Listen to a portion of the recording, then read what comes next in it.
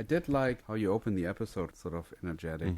I'm feeling like we're starting to get our groove, all that stuff. You know this is going to be at the beginning, right? Yeah. Are you ready?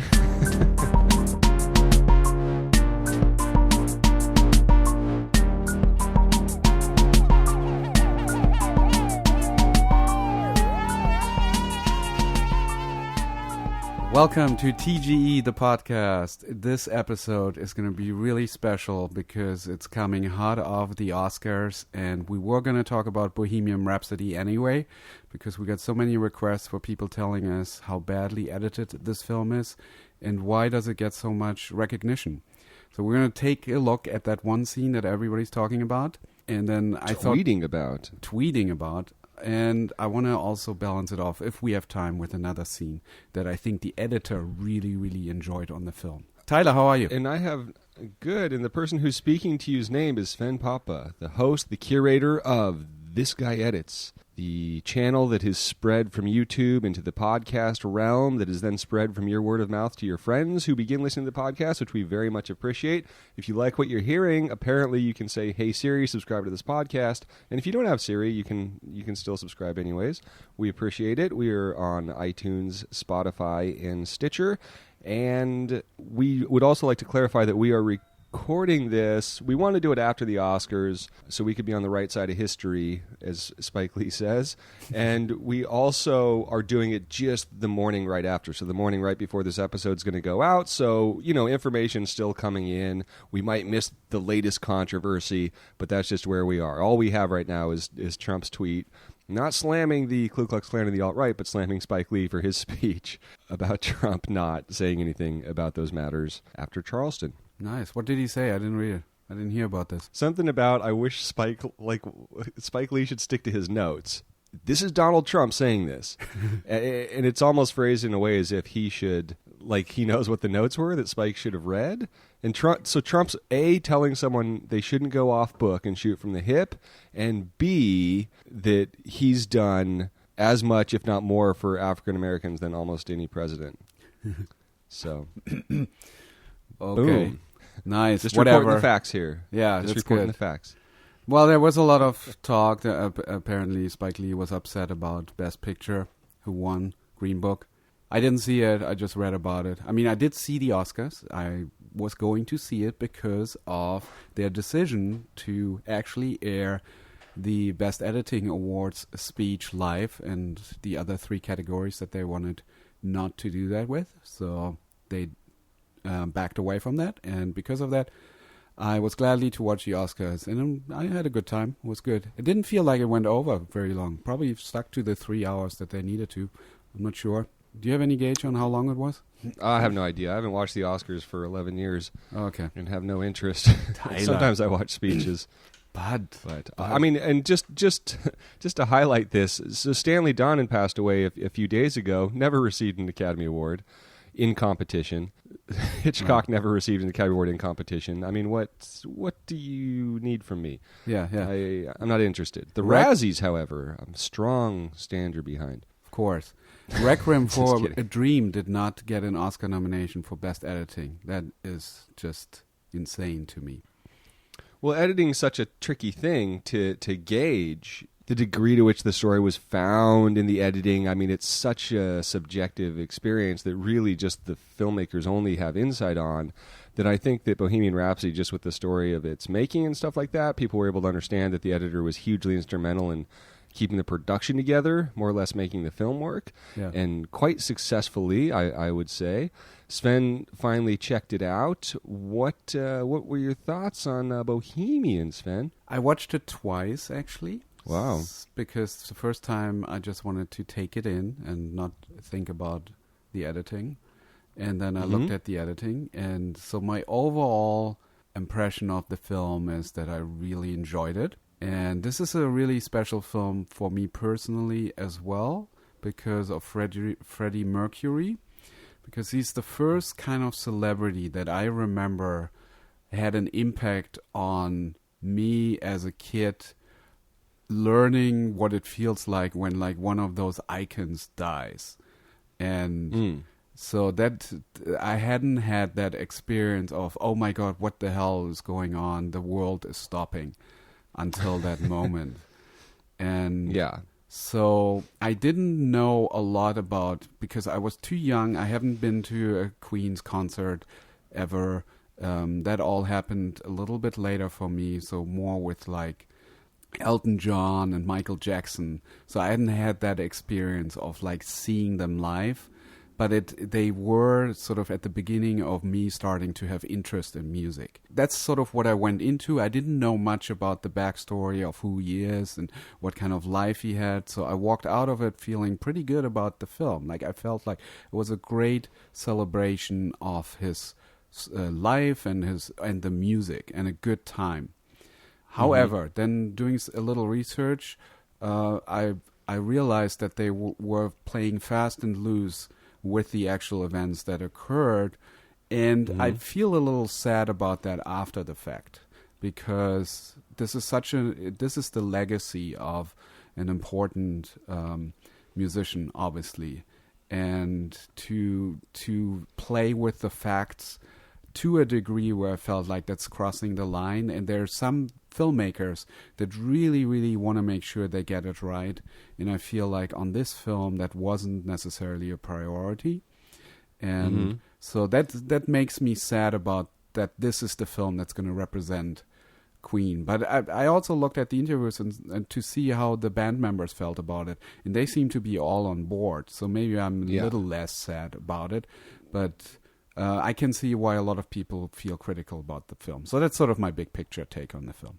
Well, it's interesting, and I'd like to get into some specifics because I haven't done the research you had, but I know that at one point there was a version of the film that was apparently much more, I guess the phrase is warts and all, that was going to be starring Sacha Baron Cohen, who I think was born to play Freddie Mercury. Yes. And I mean, Rami Malek now has an Academy Award for playing Freddie Mercury, but most of... This is how good a job I feel Rami Malek did, is he got so close to Freddie Mercury that I could really see how great Sacha Baron Cohen would be in that role. There were actually a lot of moments in the film where I'm like, he should really be playing Mick Jagger. Yeah, so, and the movie was so successful, why can't we have the Sacha version now that was like apparently much more aggressive in terms of the sexuality and drugs, and something that really put the band off, that they did not want to support and be behind, so eventually the movie fell apart. But so what are the things that, because this is the version the band clearly supports, what are some of the specifics and the fast and loose with the facts? Well, they never broke up. That never happened. They were always together. And yes, there were some solo records made by Freddie Mercury. There were some solo records made by other band members, but that was totally in line with them taking a break because they were just tired of touring. The whole him revealing to the band that he had AIDS just before Live Aid, before the concert. History apparently shows that he wasn't even diagnosed for another 2-3 years. After Live Aid? After Live Aid. So he didn't even know himself that he had AIDS at the time. This whole fight with the band manager who said you can't do Bohemian Rhapsody as your like opening song or call the record that never happened. That executive doesn't really exist. That one, I have less of a problem with because he's supposed to be Mike Myers? A culmination of various executives sort of put into one. That kind of stuff, to make it dramatically more interesting, I'm fine with. But why do we need to break up the band? Isn't the material itself strong enough that you can just rely on that and figure out a way how to keep us entertained? And Aaron Sorkin obviously chooses material that there's much more inherent conflict in. For the stuff he does, but he has a whole stance on it about, well, at that point, then you're just making a film, like you're just making a reenactment documentary. But I don't know that I necessarily agree with that should be done, but I think there's something to be said about drama. You have to have drama, you have to have conflict for scenes to work. It's very hard to do them without it. And I'm not saying this to support it, but I do think that like you're saying, the movie that came out of it was very nice, but that's just kind of that bummer of walking out of a movie theater, when you realize, oh, that's not how it happened, because you just want to believe. Yeah. And yet, I don't know, to some extent, does it still provide the experience of how they felt or what they were going through by kind of cheating it in that way? Yeah. I think it's more important with subject matters like this, where you're really representing, again, a legacy of something, like an era, a time, a movement. And I feel like you need to... I love what Peter Jackson said about his documentary, that he really just wanted to make sure that he doesn't put any like artificial touches on it, or like make more out of it than it was, or make it something different. And I think just going into making a film and understanding, okay, this is really important, not only to make this work as a film, but to make sure that it's a fair assessment of what really the truth is. And for example, also, apparently Freddie Mercury is way more an introvert than in the film. Like his whole persona when he's off stage is completely different than what the film seems to make him look like, is the sense that I'm getting. And I think these are little things that are really, really important to people that care about his music and care about this experience that they had. I mean, yet the film is accomplishing a lot of things. It's celebrating him. It's opening him up to a new generation of people, the music and so forth. And that's obviously very important. And I think that's what the band members appreciate about this project, as opposed to the Sacha Baron Cohen version that would have been much darker and grittier and maybe something less of a celebration. Yeah, and I'm sure it would have been a celebration. It just would have been, just more of an exploration, perhaps. Yeah. But, and I'm not falling on one side or the other of this, as it might sound like it. I'm just kind of fascinated because we see it all the time. I mean, we see it with Best Picture winner Green Book. Yeah. We see it with, almost every biopic. Even stuff like 127 Hours, where the drama's pretty much there, right? You don't think you're going to need to tweak it at all, and yet there's still little things that get done to highlight that experience. But I'm just fascinated with filmmakers, incredibly experienced filmmakers. What happens? It's almost like running for president or something, where you just get into that position and suddenly it's like, well, we need just that edge. We need that extra drama, like just how you end up kind of making those choices to push it is always kind of interesting to me. So, but then again, it's interesting because you as a documentary filmmaker have often said that you will cheat it, but you are always, and you've even said on this podcast, you're willing to push it a little further to absolutely maybe manufacture the order of events to highlight a point. So that's kind of the interesting well, it comes dichotomy. It has to do with where you come from. Like, as a journalist, you cannot be objective. You have a certain agenda, right? The question is, what's the standard that you're setting? And so, cutting a documentary, you still have to have a certain standard. Like, this is what the truth is. This is how I see the truth. And this is how I'm going to use the medium to convey it in the best way possible. And so with a film like this, I think that's like the truth is that he is an introvert. Like, if that's the case, I don't know. I didn't really fully had those insights at the time. But if that's what it is, like if that's what I'm getting from everybody that knew him, then I would try and figure out a way to tell a story that is super engaging. I mean, how can an introvert as a character be not as... It can be just as interesting as an extrovert. You just need to then pull other levers to make that work. But that's an important point to get right, I think, to really preserve the legacy.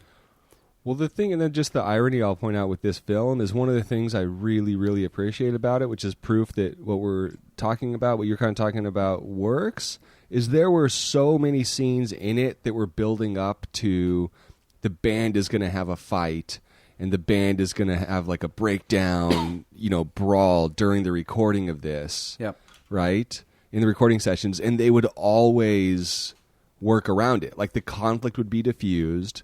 They would apologize to each other and work through their issues. And I just thought it was so cool how that could be kind of inspiring and moving when it goes against everything that you want a scene to do in a movie. Yeah. And it happened over and over again with this, which was cool. And you rarely see characters working together in a movie. There's always a conflict with each other. They're always going against each other. So it's cool they did that. And then it's funny that the breakup ended being this dark betrayal and et cetera, et cetera. Yeah, and it's just a plot device that like within 5 minutes they break up and get back together.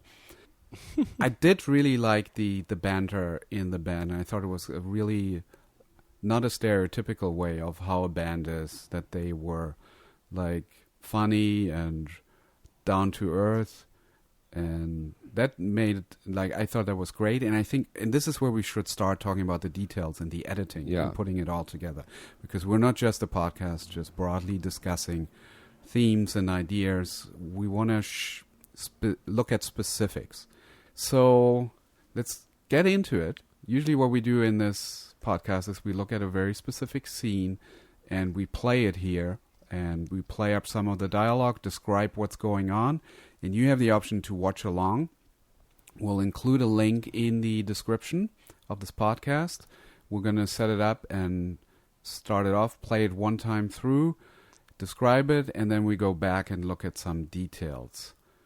And one thing I'll point out that I think is kind of funny is how, with biopics, how, when you're doing something about someone who's more modern, where there's a ton of information about them, there can be a lot more pushback about it from people that knew the person, the true facts, etc. I like when a movie paints a character in a certain light, and then people will argue for the lie because they just want to believe that so much over, like new evidence or something like that, like a George Washington story. It's like, no, he's this. I know what he is. Yeah. All right, sorry. So let's check out this scene that there was this outrage about on Twitter. I was getting texts from people that were like, "How is the editing so bad in this?" Yeah, somebody tweeted me today. It's nominated to give an official statement about how I feel about this scene and this editor winning the Oscar. So this is what we're gonna do. The editor, by the way, is John Ottman. And it's really interesting. He is a Bryan Singer guy. He's been with him for pretty much his entire career. That's number one.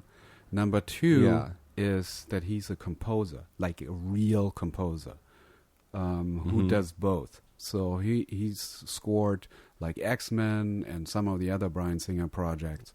And he was Superman, supposed to... Valkyrie. Yeah. The reason why he actually did Bohemian Rhapsody is because he thought he was going to be able to like do a score as well, like some of the underscore, some of the stuff, and then he decided later this film doesn't need a score, it's just about the music, which I think makes sense. Yeah. And that said, with everything we're talking about, I kind of feel like it literally could have been a movie about cows walking around in a field with the same soundtrack, and I would have thought it was just as great as well. Just because once you have that music underneath it, it's like, oh, wow. Yeah. This is great. But did we mention that Bryan Singer got fired of this movie and he didn't finish it, actually? There were like a few weeks of production left and a lot of complications. Yeah, about et cetera. a third of the movie still needed to be shot. They replaced him with Dexter Fletcher, who is now doing Rocketman. And so he brought it home. But again, John Ottman was an editor that worked with Bryan Singer on previous films. And rumors are that John Ottman really then put the film together in the editing. Like he was heavily sort of the creative force of putting it all. Well, what I hear is that those last few weeks of filming needed to be concluded. And there'd been tons of problems throughout production, obviously, with whatever the cause was, leading to the director vanishing for a couple weeks and then being fired. Yeah. DP shooting a lot of stuff. But what I hear is that he pulled a rough cut together, showed it to the studio, and they were so happy with just that they actually moved it from Christmas Day into the heart of awards season, and then brought in Dexter Fletcher to finish it. Oh, good. So yeah, that makes sense. So it was in a good place, and I mean... So we're going to show that scene that everybody is tweeting about where, Freddie Mercury basically he sits down in some form of outdoor coffee shop, and this is the first time that they meet their new band manager, John Reid, or this is like where John Reid decides he's going to sign them to the label. But now, Sven, just for myself, what is you? Because you just watched it twice. What's the scene that directly precedes this? They have a fight with Mike Myers' character, right? Which took me like half his scenes to figure out it was him, and then they're in like a precarious situation, right? Okay, well, does that happen later? This happens later, I think. This is okay. This is like they're sort of really done their first record on their own, and they get this. They're doing a couple of gigs, and they get this call prior from the label saying, "Okay, John Reid wants to meet with you." And then they set up how important he is, the artist he's an incredibly important character, and there's a ton writing on this. And this is the kind of first time we're seeing like how fully flamboyant Freddie's willing to go, right? Yes. So this is like okay. Yeah, this is sort of the second phase of the band where they go from like finding each other and doing their first thing to now starting to become a serious. Yeah, and I just want to set that up, the importance of that character and what's going on, because I think that goes a long way to explain why the editing in this scene is what it needs to be, and why it's not bad editing, in my opinion. And I kept looking for the counterpoint with all the social media dragging of it, and never really saw an argument for it. So this will be interesting. I have some examples of people. I have this whole tweet of people saying, okay, the editor was paid for every cut they made, so it was just an economic decisions more than anything. The acting is good. It's the 89 jump cuts. Right. And I mean, I don't know do we know what a jump cut is in that statement? There isn't a single jump cut in that scene, by the way. Right. Every YouTuber should have an Oscar. It's well, that's true. The absurd amount of cuts which ruins this flow of the scene. So it's all criticizing the same idea, which is basically it's a very cutty scene, right? There's lots of cuts. Yeah, well, we would use cutty in a different way, but this is criticizing it for having a fast pace. Yeah, I have motion sickness. The scene stings out loud. Oh man, that made me crazy dizzy. Done on Snapchat.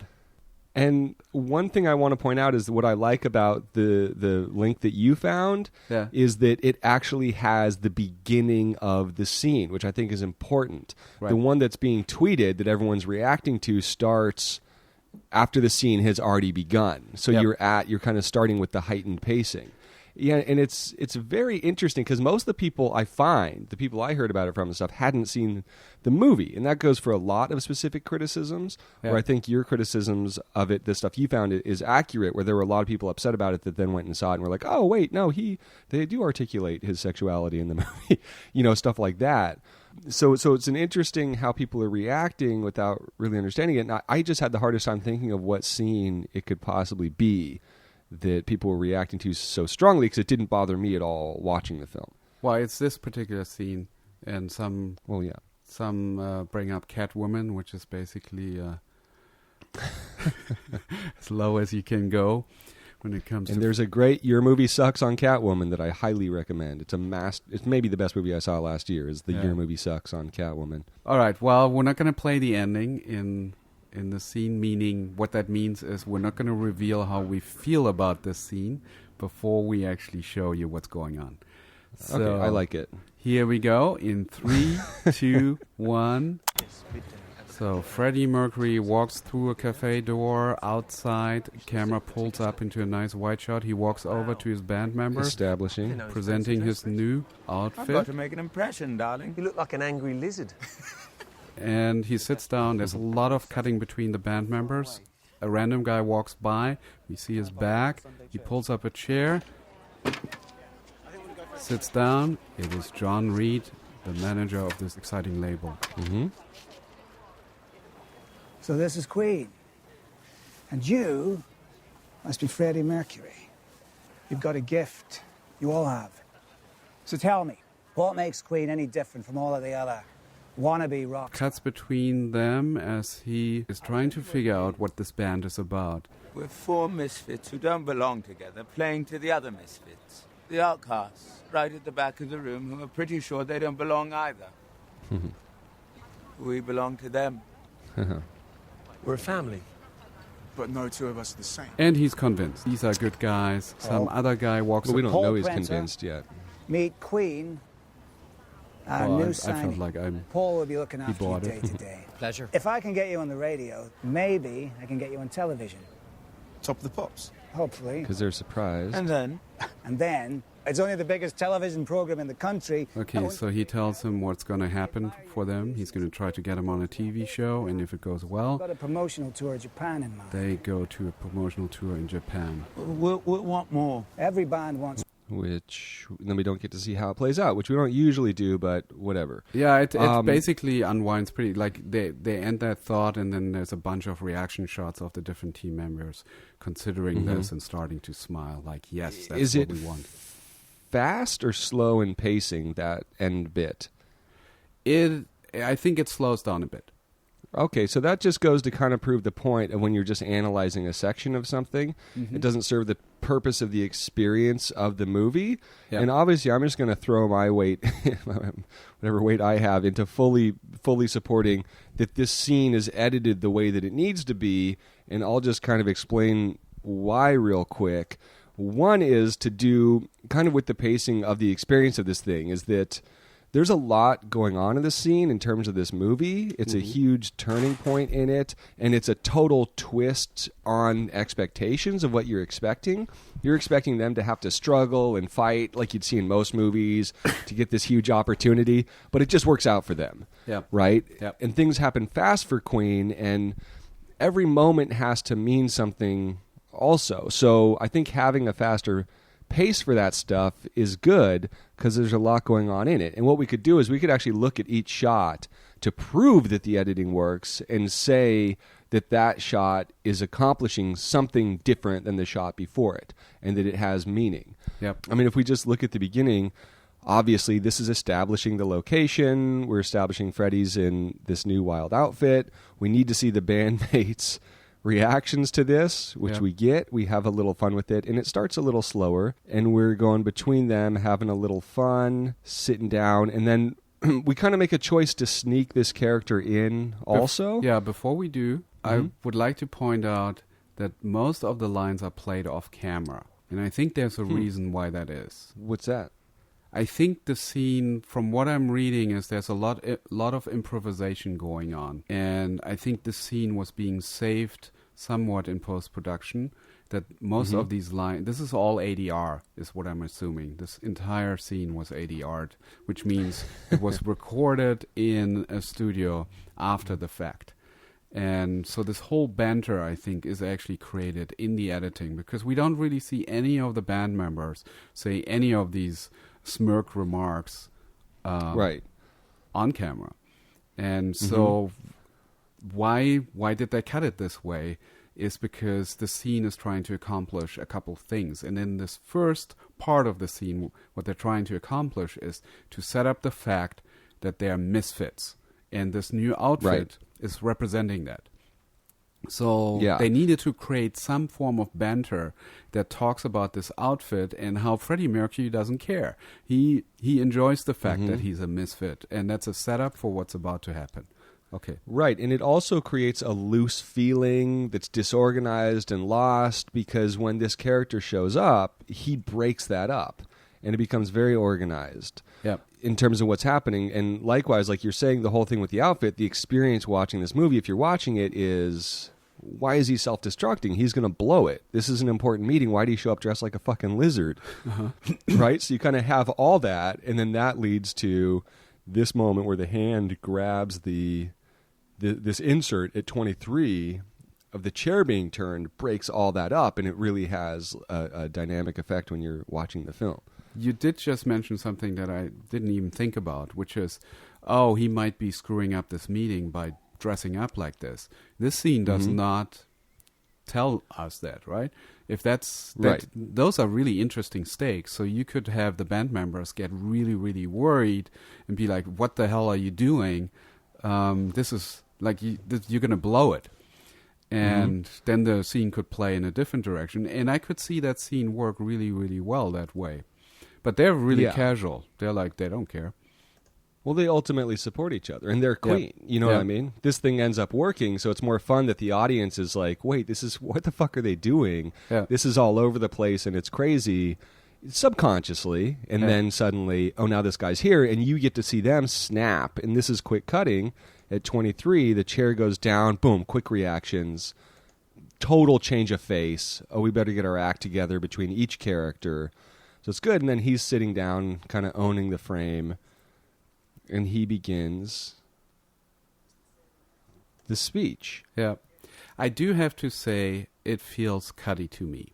Like when I saw it the first time out of context, not having seen the film, I thought, wow, this is an editor who is either super confident or he's seen the scene too many times and has lost, he's too close to it to realize you really need to like give these reaction shots more of a breath to make that point. I feel like it's always like a hinted reaction of what I think this person feels, and then we're already moving on to the next thing. So my instinct would have been to slow this down, spend a little bit more time on each reaction, and that would draw out the scene probably by another 10, 20 seconds. But having seen the movie now, I feel like, okay, I think the editor I know he knows what he's doing. Right. He's clearly not incompetent, and also watching the film, just being the guy who's on the side of history, being the best edited film of the year. Yeah.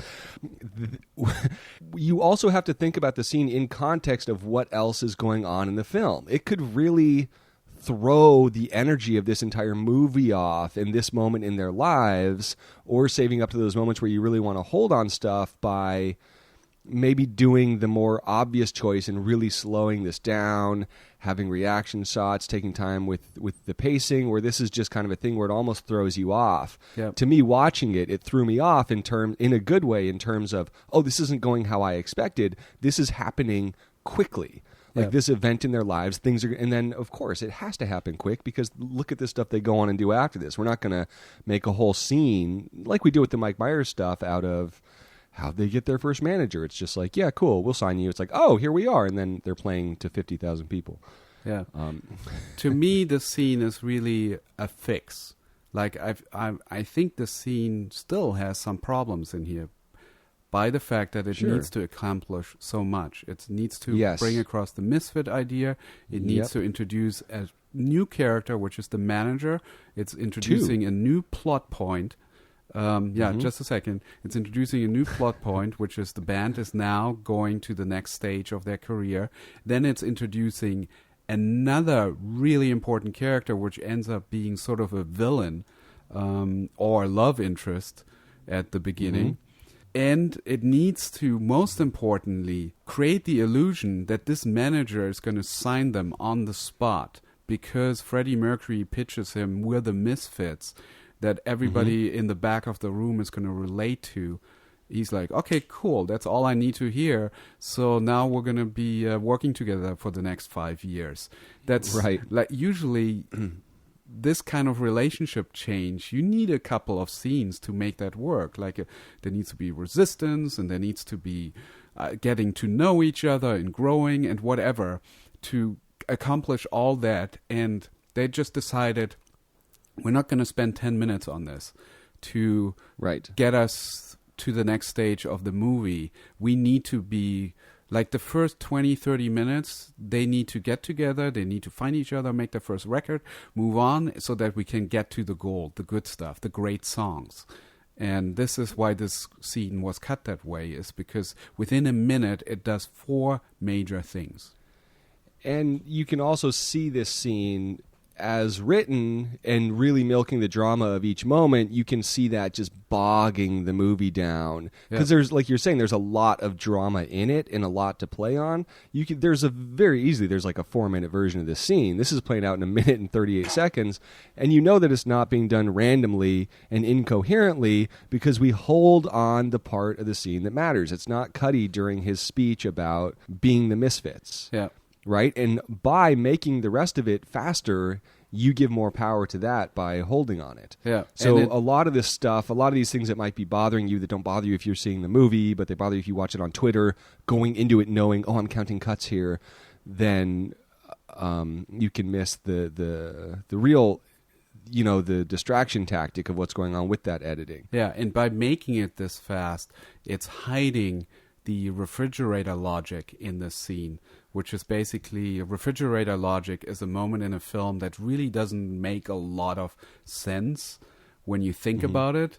So when you go back to the refrigerator later to get your snack, you're like, wait a minute, this doesn't make any sense. This is exactly what's going on here. It's like this, what this scene accomplishes in this short amount of time is nearly impossible to accomplish, which is sell a manager to sign this band and put it on a TV show based on one sentence that Freddie Mercury says. Right. With a sense of drama, tension, and stakes. And making it entertainment with the bantering at the beginning. Yes. And I like that you've co-opted Hitchcock's ice cooler just into Sven's refrigerator logic. Actually, I got that from Steve August. John August. John August. Sorry, writer. John August. He calls it refrigerator logic. We need to come up. We need a new appliance. All right. So let's see. So I'm just watching through it here. 41. He's coming at them fast and heavy. We're seeing. You have to let us know where each character's coming from, and then boom, at 46, we're on Mercury. Single shot. We cut away to the band members listening to him, supporting him. Quickly, this guy taking it in. There's I don't know what my math is on this, but it just kind of shows how we're prioritizing what's important. Yep. And then we go to this wide master shot here. Yes. Which you always go to a master shot, even though this was their establishing shot when there's characters entering the scene, because being far away lets you think at 106 lets you think maybe this is a waiter or something like that. It doesn't play it too hard and gives us some space and lets us know it's kind of becoming a new scene. Yes. So there's a lot you have to do with this moment, because in all this stuff that's going on, we're drilling in this thing that does end up being an incredibly memorable moment in the movie of this character being introduced and Mercury's reaction. And then suddenly, boom, this guy's on board. We didn't see that coming. The band didn't see that coming. But that's not enough. Mercury wants more. Mm-hmm. You know what I mean? So there's, like you're saying, there's just all this stuff going on, and which is a nice way to end a scene. Like, it's not fully resolved. I mean, all the big things have been accomplished, but there's more. Like, he wants more. Is a good way to end a scene on a high, as opposed to them shaking hands and walking off and going back inside and saying goodbye and then driving off in separate cars, which some scenes play that way. Or some movies here, obviously, they then just go to the next big moment, which is, I don't know, but I assume it's going to be them playing on television on that show. Right. Let me just say, so my final argument on it, the reason that I think it is an example of incredibly sophisticated, knowledgeable editing is because it works so well and accomplishes so much while being cut in a way where if you look at it, isolated outside the film, as so many people did, it comes across as, wait, what? Why is this way? I think the very thing that people are bothered by is the reason that it is so successful in terms of editing, and a really sophisticated editor knowing the way you have to push things to make them work and taking advantage of that, instead of maybe the movie falls apart if it's 5 seconds for every, 5 seconds more for every shot, et cetera, et cetera. That's the thing you're dealing with all the time, is sometimes you can lose the energy of the whole piece. So I think because the movie works, that's evidence enough that this scene is what it should be and needs to be. Yes, and just looking at the big picture of it, I think the scene is in the first third of the movie, and the first third of the entire movie feels really cutty to me. I did feel that, and then once they got past it, it felt much smoother to me.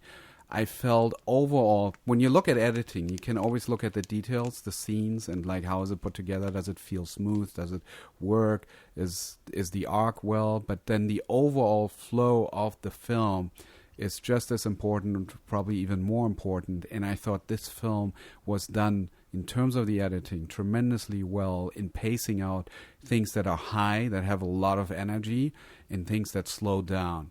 And it really felt like, even seeing it the second time, I was never bored. It felt like it had a really good pace in terms of keeping me engaged throughout, enjoying the music, and then sort of getting interested into the plot itself. I thought the ending is incredible. The Live Aid thing, where it just sort of becomes a concert movie for a good, I don't know, it felt like 20 minutes to me. And I just loved it. That's the reason to see this film on the big screen, is the last 20 minutes are just insane. And the thing I really liked about that also was the throwback of seeing it. And I don't know if this was an editorial choice. It just seems like such an oddly specific visual thing to write. Yeah. But the idea that the movie began going to the Live Aid concert, we're tracking behind him as he walks to stage, and then you don't find out till much later in the film, we reveal that this is actually a very personal perspective that those band members had. And it was like a very nice kind of unifying moment. And the other thing I'll just kind of say about the style of this film is exactly what you're saying, Sven. The reason I think it works so well is because of this very thing, kind of the way the scene is put together, is it just goes by. And there's like a lot happening, but it's a weird movie in that it just kind of, this experience and this wonderful music just kind of glides over you, and you get to kind of just slip through this experience. And I don't know that you can have that, cutting things in a really traditional way, and it's fun to, see people push stuff. And it's weird that a movie, of course, it's not, grammatically there are issues with the scene, but I think those end up making it stronger. And me looking at it, knowing what we know about what comes before, what comes after it, what it needs to accomplish, I can't think of a way to cut it better without sacrificing the experience of the movie. And I think that's ultimately what it comes down to. Oh, I had a cut in that particular scene where I felt like that would make it even smoother, which is like he walks over and he says, "So you're Queen and you're Freddie Mercury. You're the one that everybody talks about." I think. What time code? 29? It's early, yeah. And then he says it at 30. You didn't like the finger point? So this is Queen and you must be Freddie Mercury. So I think he should go, "So this is Queen and you have a gift." Take out the Freddie Mercury Can part. rewrite it?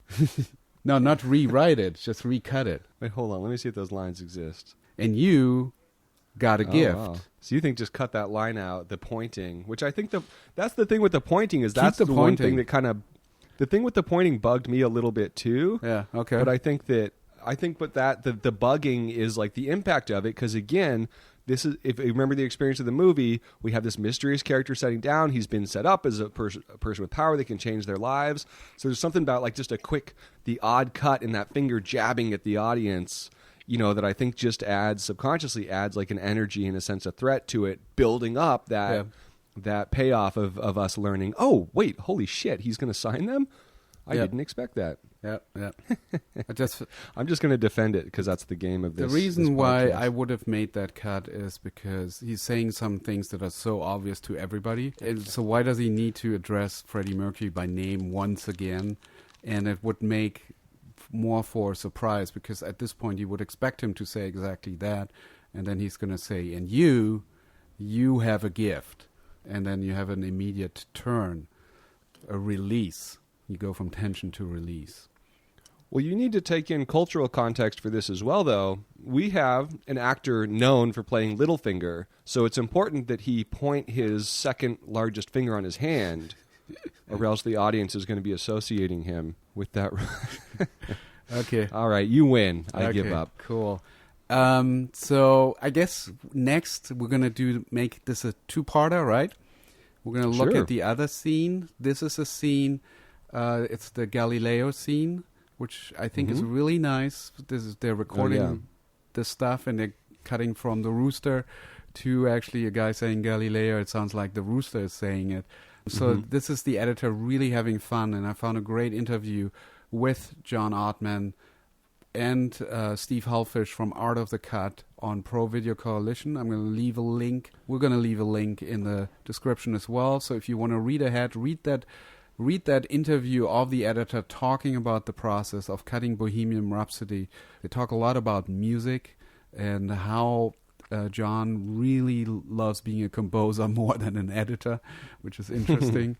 He's having fun in that scene, and this is something where he can really shine, and partially why this film deservedly got Best Oscar win. So that's up next time. Awesome. Yes, a movie wins the Academy Award for Best Editing and the This Guy and the Ace Award and every other award, then the This Guy podcast will examine it for at least 2 episodes. And I think not looking at the musical nature of the film and those other montage-y type sequences really also helps explain why this scene exists in the way it does, and it needs to maintain a certain energy to fit into this particular film. Nice. Cool. So if you enjoy what you're hearing, tell a friend to listen to the podcast. If you hate us, if you completely disagree and think this scene is edited horribly, then tell a friend to listen to the podcast and hate on us. Get on the comment board.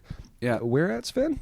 Comments are at thisguyedits.com/comment. And if you're saying this scene that we just saw has jump cuts, you're wrong. If you're saying they're jumping the line, you're wrong as well. They didn't jump the line once. And if you're saying it has too many edits, you might be right, but there might also be a reason for that. Very true. And we're going to be on the side of the Academy, which also never awarded Stanley Donen or Hitchcock. Yeah, and Requiem for a Dream should have gotten an Oscar. I like that that's your one. And Spike Lee should have way more. Thank you to Kurta for the music. New stuff coming soon. Putting some pressure on him because apparently it's done. But where is it, Kurta? Where is it? We need a new track somewhere in the podcast. In the middle. And as Sven always says... Happy editing. It's iPhones and TV shows about tweakers. There's no sane zone, so put your head between the speakers. There's no sane zone, so put your head between the speakers. So, yeah, I think I went through to explain why every moment had to be there, and like 11 seconds into it, I was like, whoa, I'm way overwhelmed. There's too much going on in this scene. Yeah. Which is good. But, too furious. I don't know. This was wild and crazy. Good representation of the film. Turning off.